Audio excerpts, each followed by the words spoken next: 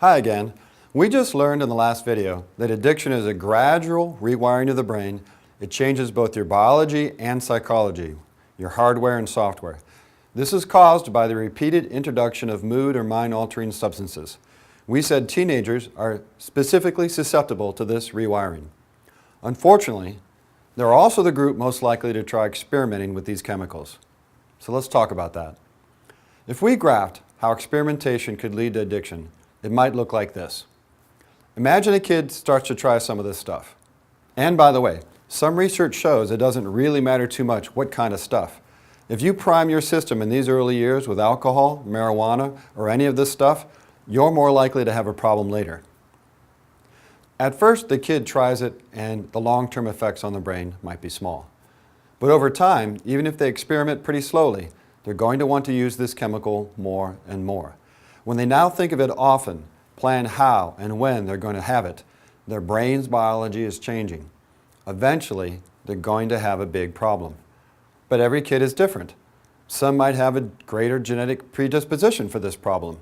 They slide down the slope faster than others. Others try harder drugs or take them more often, and they also end up with a big problem. But not every kid who experiments is going to have a big problem. We all know that, and the research supports it. Some are not going to experiment much at all. Others might experiment pretty hard but pull themselves out of it for whatever reason. What I know is that I want my kid to end up here, not down here. In my own family, I didn't recognize that we had a genetic predisposition for this, which means I needed to have raised my kids in a safer environment than somebody else's family. I needed to be more vigilant and more protective. But of course, my family likes to drink, and I drink, and I learned about drinking as a teenager. So what usually happens in this kind of family with this predisposition is that they probably expose their kids to mood or mind-altering chemicals more.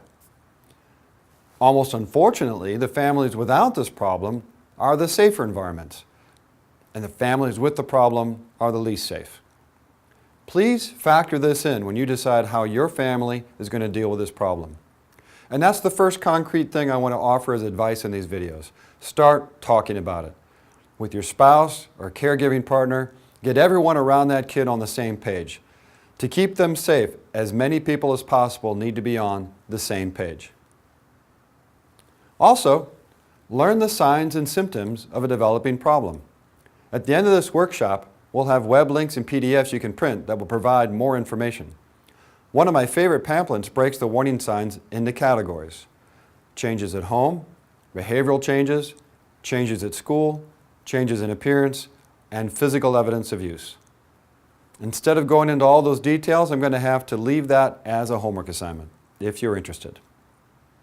It's also important to know that different chemicals had different signs of abuse.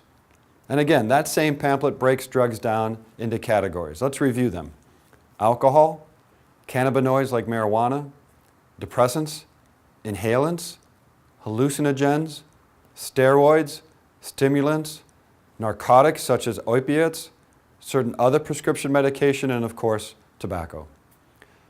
You probably won't want to memorize all of this information, but certainly look over the signs that might apply to your kid's environment. How will you know when the drinking or marijuana is getting out of hand? Believe me, you only have two choices here.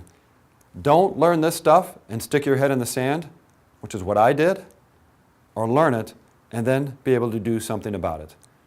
In the next video, we'll talk more about what else you can do.